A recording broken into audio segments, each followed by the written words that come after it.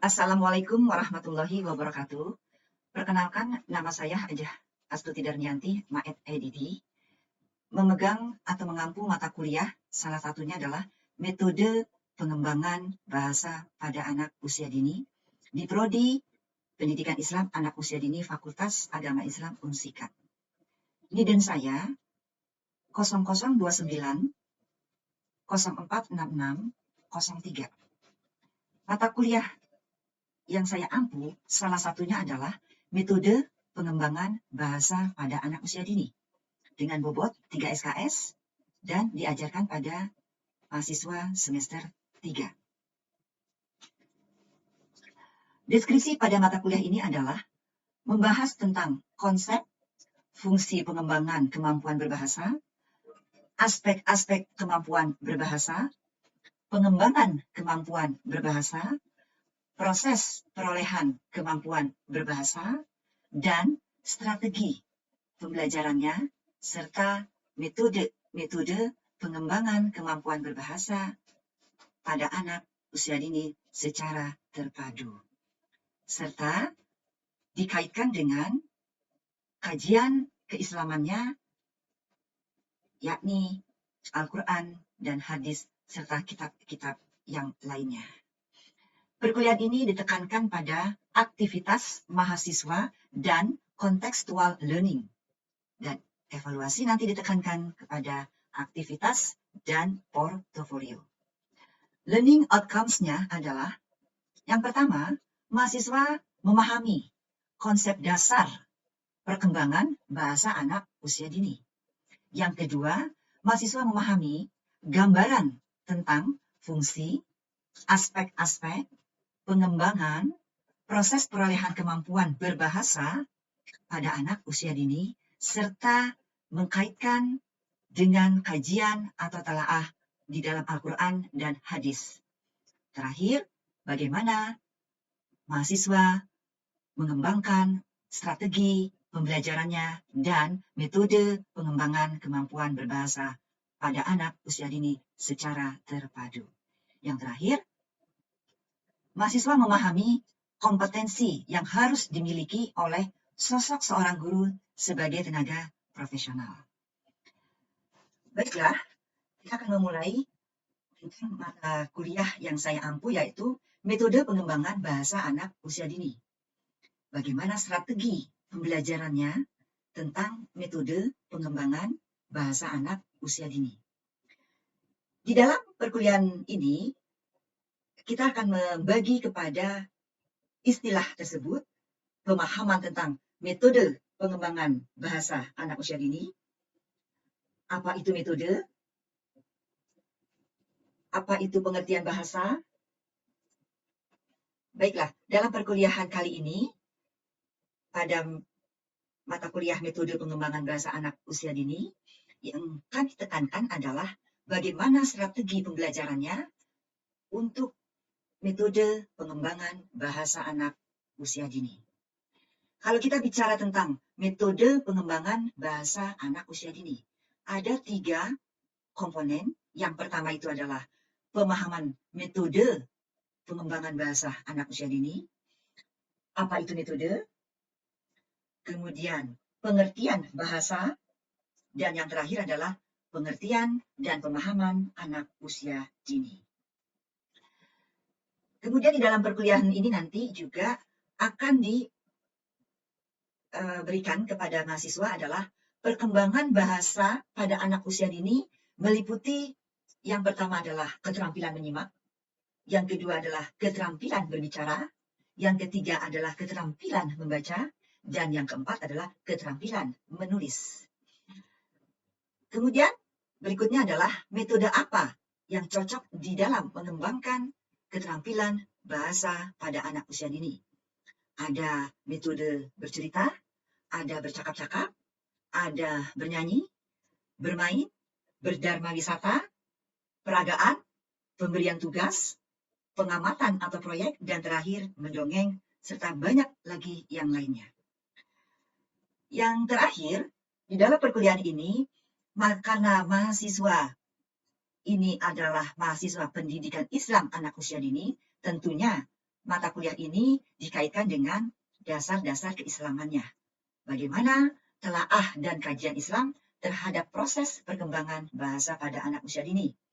Surat Al-Quran yang membahas 4 keterampilan bahasa anak usia dini, kemudian hadis dan sunnah Rasulullah yang dikaitkan dengan keempat keterampilan bahasa anak usia dini, dan yang terakhir adalah kitab-kitab yang membahas dan mengkaji dari 4 keterampilan bahasa anak usia dini.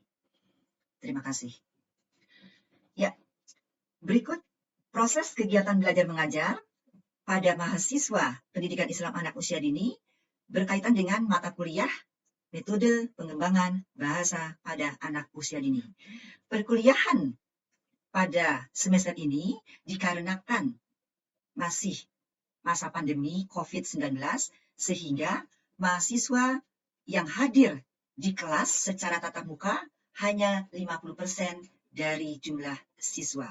Ini sesuai dengan ketentuan pemerintah dengan menerapkan prokes, memakai masker, menjaga jarak, dan jumlah kapasitas mahasiswa maksimal 50% dari jumlah peserta kelasnya, yakni 20 mahasiswa.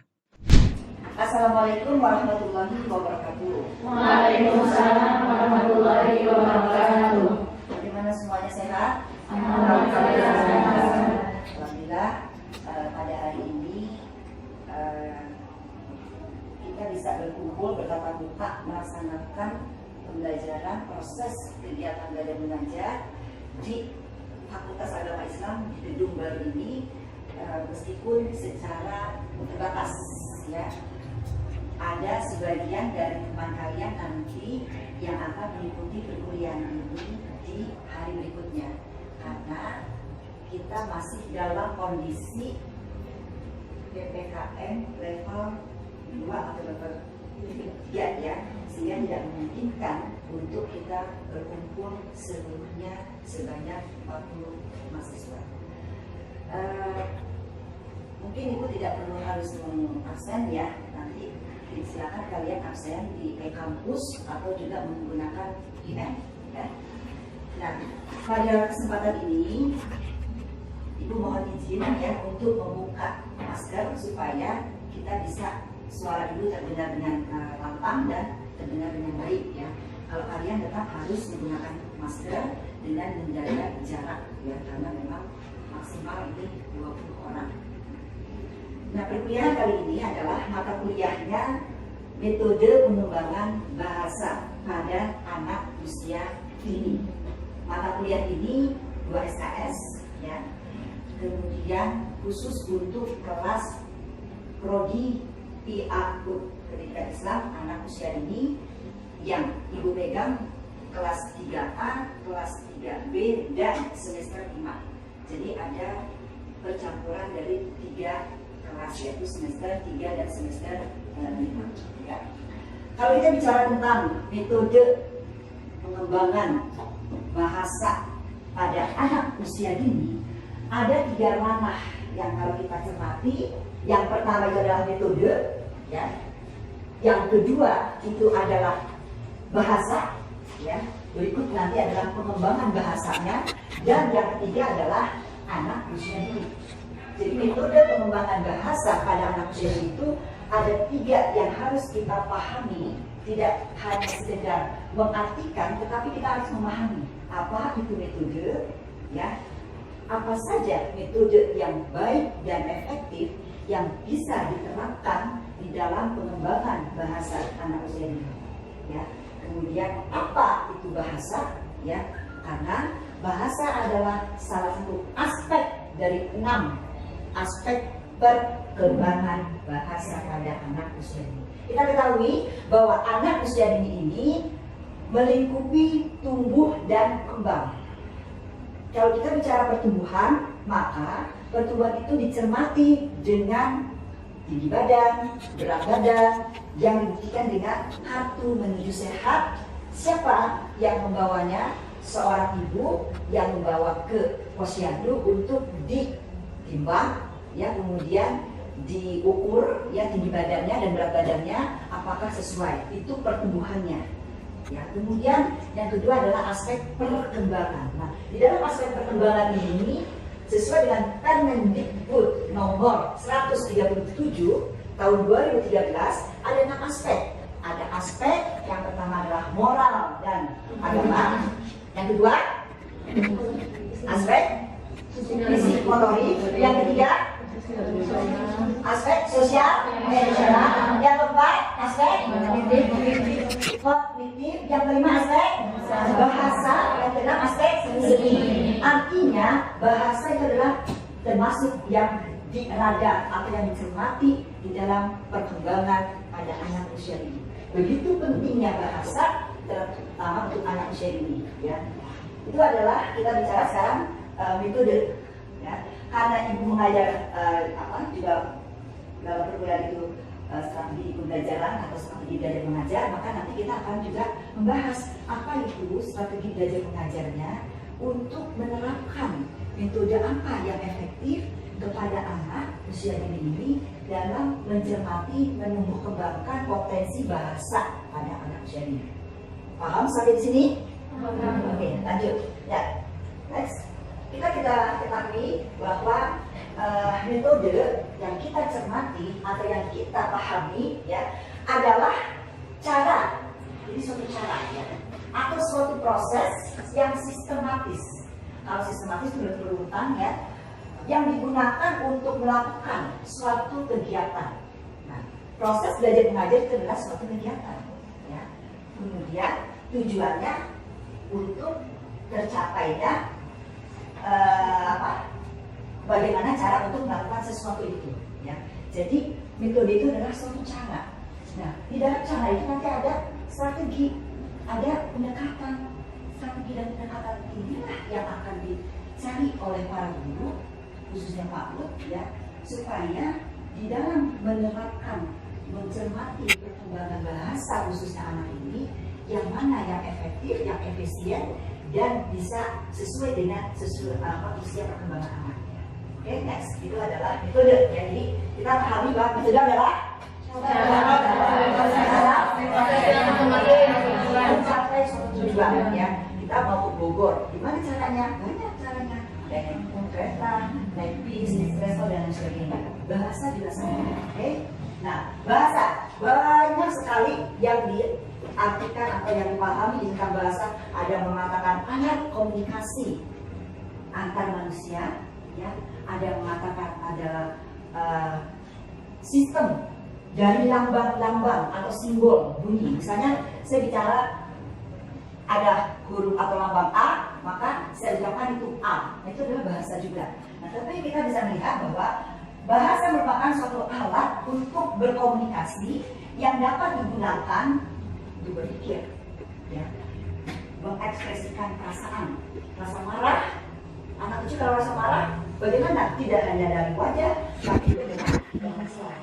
Kalau diikuti orang tuanya, bahasa Sunda atau di Jawa atau di daerah akan mengikuti bahasa-bahasa yang ada di daerah tersebut, ya. Ada bahasa kasarnya, ya, dan sebagainya. Nah, itu kemudian juga bisa melalui bahasa ini dapat menerima pikiran dan perasaan orang lain, ya. Jadi apa yang misalnya ibu pikirkan, ibu tuangkan di dalam bahasa lisan ibu, ibu tuangkan di dalam bahasa tulisan ibu, itu adalah buah dari pikiran ibu. Anda bisa memahaminya. Oh, yang dimaksud Bu Astuti, yang bisa adalah demikian. Dari mana Anda bisa mendapatkannya? Dari ibu sampaikan, dari ibu tulis. Tidak. Anak juga sama. Next, jadi kita memilah dulu pengertiannya itu supaya kita satu konsepsi. Next. Nah, anak usia ini banyak sekali juga pemahamannya, ya. Kalau menurut di dunia luar atau dunia barat, yang namanya anak usia dini itu adalah rentang usia 0 sampai 8 tahun. Tetapi kita punya yang disebut dengan Undang-Undang Sisdiknas nomor apa? Nomor 20 tahun Undang-Undang Sisdiknas tahun harus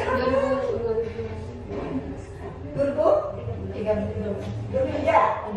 Nah, ini pengembangan anak usia bahasa pada anak usia dini adalah ini jaminan itu apa yang tentang anak usia dini pengertiannya.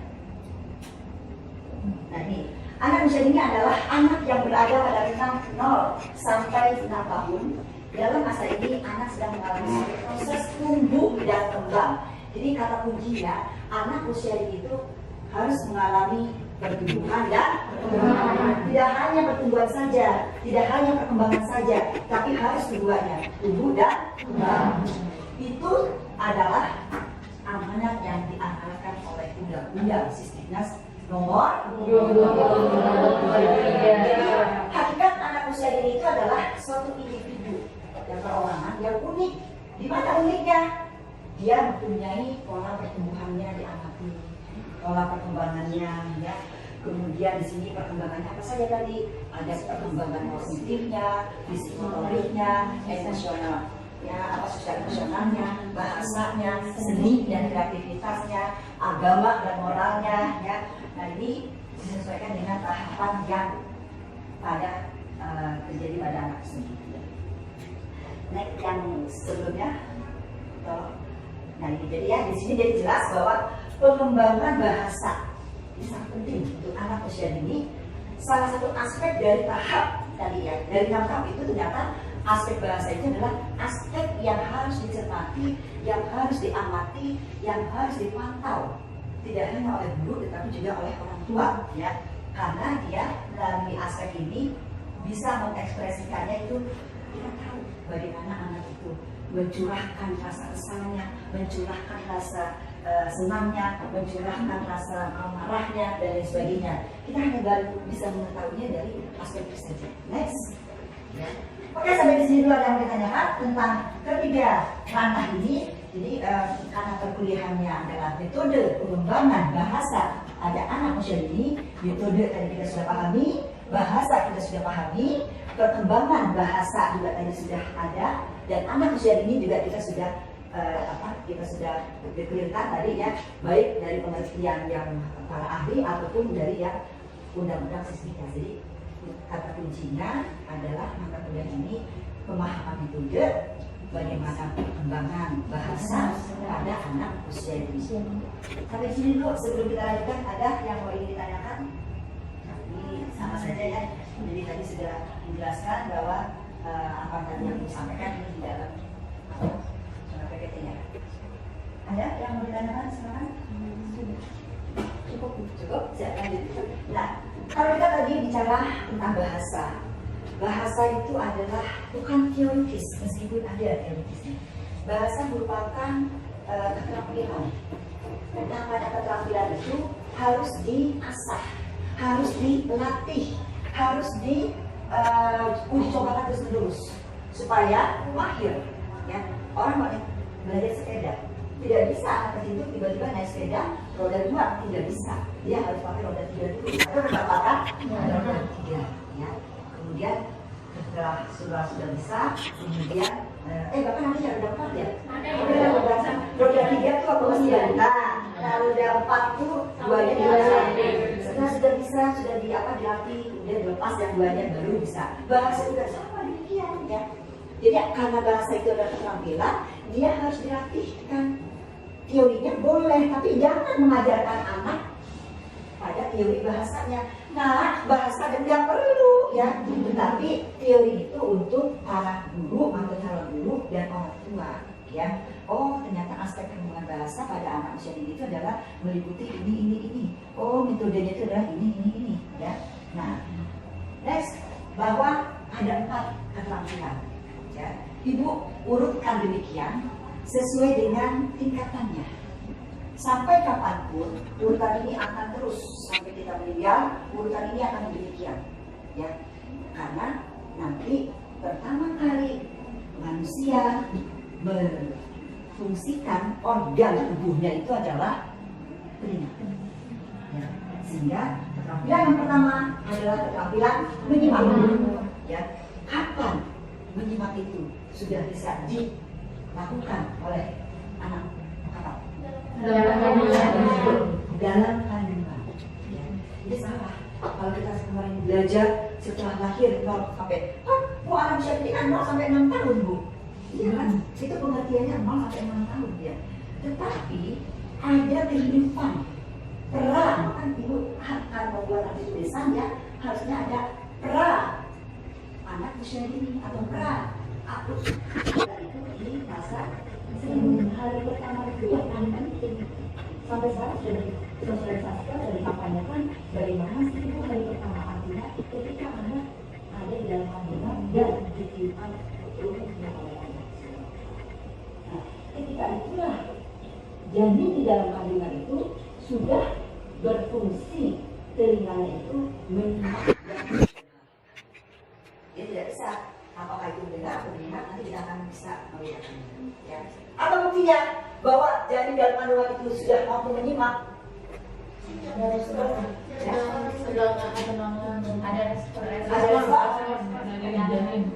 Ketika apa? Ada tendangan. Tendangan. Tendangan apakah itu suara? Bukan, respon. Respon. Apalagi? Apalagi nih? Ya. Ketika seorang ibu tuh ngasih kayak makanan dalam perutnya, pasti suka gerak-gerak itu responnya. Respon juga. Ya, ada lagi yang lain?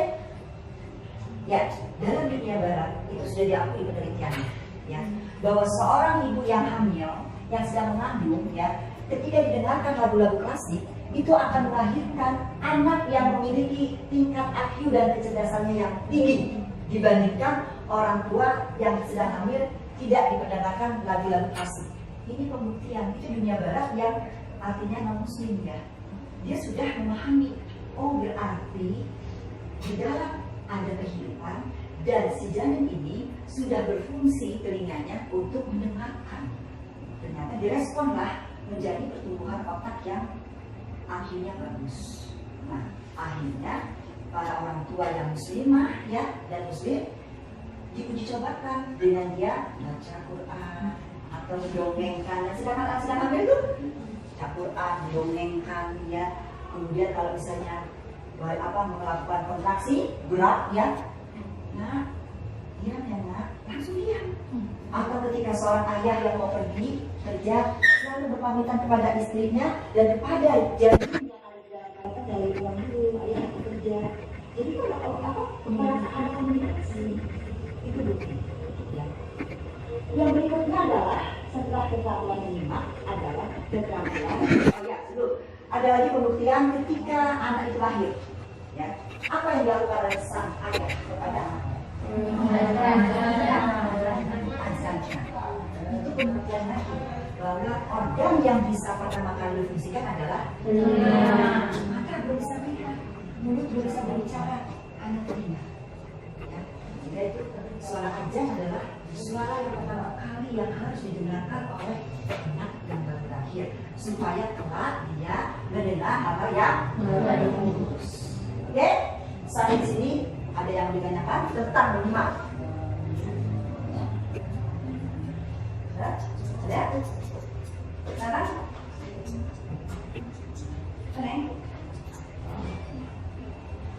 Cukup? Ya. Berikutnya, keterampilan bahasa pada anak usia dini itu yang harus dicermati adalah keterampilan berbicara. Ketika anak itu sudah lahir, ya, sebelum dia ngoceh, sang ibu itu kan pasti akan memberikan suara kunting-kunting. Oh dia mendengarkan, jadi dia melatih mendengar. Ya. Itu bedanya menyimak dan mendengar. Ya. Dia mendengar dan menyimak. Apa sih bedanya mendengar dan menyimak dulu nih? Sebelum itu melangkah kepada keterampilan berbicara. Apa bedanya? Orang yang diajak pandangan itu ada respon gitu. Kalau mendengar kan kita cuma itu Kalau yang sekarang kalian ibu sedang berbicara, kalian sedang melakukan aktivitas apa ini? Menyimak. Mendengar tidak? Mendengar. Jadi lebih tinggi mana pemahamannya menyimak dengan mendengar? Menyimak. Menyimak itu adalah fokusnya. Apa yang kita dengar itu fokus. Kalian kan fokus ke ibu, ya. Tapi mungkin kalian akan mendengar suara-suara di luar. Ada yang ngobrol, fokus tidak? Tidak. Kecuali ada yang memanggil nama kalian, ya. Fokus itu simak. Tapi kalian sekarang ini adalah fokusnya adalah menyimak. Itu berbeda mendengar dan menyimak. Nah, kemudian berbicara. Ketika anak kecil itu diajak ngoceh atau diajak bicara dengan orang tuanya, apa yang ucapan pertama kali disampaikan oleh ibu atau bapak atau saudaranya? Mama, diajak kan? Papa. Jadi yang bahasanya itu yang sangat Mudah. mudah dan sederhana, hanya vokal saja, supaya dia melatih kata mama, papa. Itu orang tua sudah melatih, itu berbicara, anak berbicara. Ya, nanti perkembangannya nanti tentunya sesuai dengan usia mentalnya, ya, dengan usianya. Ketika dia nanti masuk ke sekolah, pastinya vokal atau juga kemampuan kosakatanya akan lebih banyak. Nanti akan kita lihat metodenya. Terus berikutnya adalah keterampilan membaca. Nah, setelah anak itu sudah mengerti berbicara, belajar bicara, ya, itu dia sudah mengumpulkan satu demi satu kata tumbukannya, direkam dalam otaknya, ya, mama, satu kata, papa, dua kata, makan, terus dikumpulkan, ya, dari latihan berbicara. Nah, ketika membaca, ini sangat anak tidak boleh, masih itu tidak boleh dipelajari membaca, tidak boleh. Yang boleh itu adalah menciptakan lingkungan baca di rumah. Orang tua gambar gede, ada hurufnya B, ya, gambar apa? Karena anak itu hanya mampu memahami warna yang konkret, yang abstrak belum bisa. Gambar apa? Warnanya merah, ya. Kemudian gambar bunga, ya, dan sebagainya. Jadi nanti dia akan mengerti dia untuk membaca apa, misalnya A, E, D, M. Tapi tidak diajari, ya nak, ini B, D, up. Ya. Ada gambar B, ada tulisan B, biarkan anak itu melihat simbol BB-nya dengan simbol tulisannya itu direkam di dalam memorinya menjadi tabungan vokabularinya atau tabungan kata-katanya atau tabungan kosakatanya, sehingga dia nanti, oh itu aku tahu tuh namanya bebek, nah, aku tahu tuh namanya apa. Ini kegiatan membaca, ya. Berikutnya adalah kegiatan menulis. Nah, kegiatan yang paling tinggi adalah kegiatan menulis, karena menulis ini membutuhkan suatu keterampilan yang sudah mahir, ya. Untuk anak usia dini itu yang paling memungkinkan adalah melatih motorik halusnya. Apa yang diajarkan? Buat garis-garis, buat lingkaran-lingkaran. Nggak boleh harus bikin huruf A, enggak, ya nggak boleh.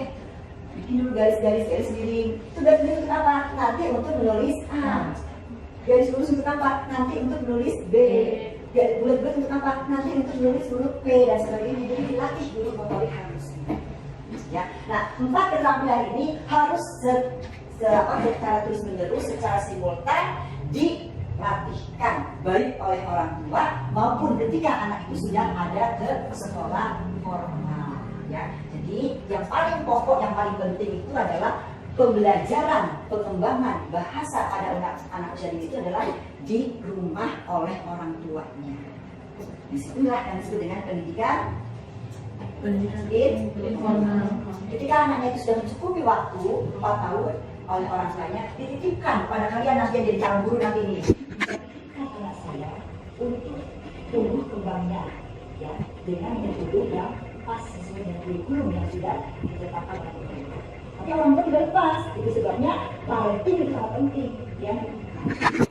Di sekolah formal lah, guru yang punya peran menempatkan aspek yang ada pada anak usia ini. Oke, sampai sini ada yang mau ditanyakan atau disampaikan inovasinya, daya kreativitasnya, ya. Apa yang harus saya buat, metode apa yang cocok nanti ketika saya menjadi guru, ya. Jadi kuliah ini bukan belajar, tetapi adalah motivasi, ya, untuk Anda membuat program-program untuk anak didik. Cukup? Sudah ada yang ditanyakan? Cukupkan, tidak lebih. Kita sama-sama menjawab. Alhamdulillah. Ya. Wassalamualaikum warahmatullahi wabarakatuh. Waalaikumsalam warahmatullahi wabarakatuh.